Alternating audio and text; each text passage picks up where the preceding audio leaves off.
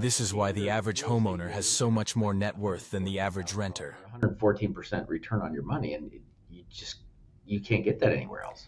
Yeah, I think that's the good perspective to have, and you said it well. We had a comment on one of our shorts recently that they had a slight disagreement with our position on accumulating wealth, and the two things that I responded with is, you know, everybody's basically is going to put money into the roof over their head, whether they're paying rent or they're paying a mortgage. So that's money that's going out. So the percentage of people that take discretionary money and invest it in something else, you know, the average homeowner, the average person isn't doing a lot of that. But certainly the average homeowner is doing that by virtue of making their payment. And then to your point, the percentage of the amount of out of pocket expense that is appreciating in equity is very significant. You know, your outlay out of pocket, you're getting a percentage on the value of the home, not on the, well, you just did that. You put it on the percentage of your out of pocket money.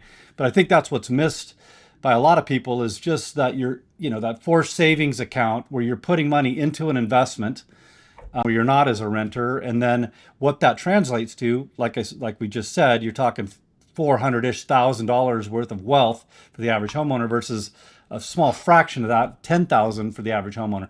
Anyway, I don't want to belabor that one, but I think it's super important. Was there another comment you were thinking on that one? Yeah, I mean, if you take the same numbers I was using, and you've got that $400,000, you secured that asset, right, for $14,000, right? So Right. you're securing an asset worth 400,000 with $14,000 down, right? Right.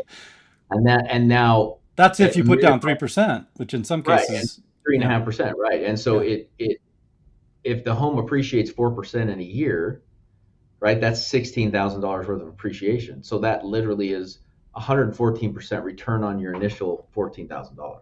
yeah, Right, there's just not a lot of places you can do that, and it's not without risk, right? Like right, everything, there is risk in everything. yeah, But historically, if you look, there's very few times, even in recession, where real estate went down. When we've yeah, talked about this, yeah. um, everybody remembers 2008 because that's the most recent. But normally in a recession, your real estate goes flat or it just increases slightly.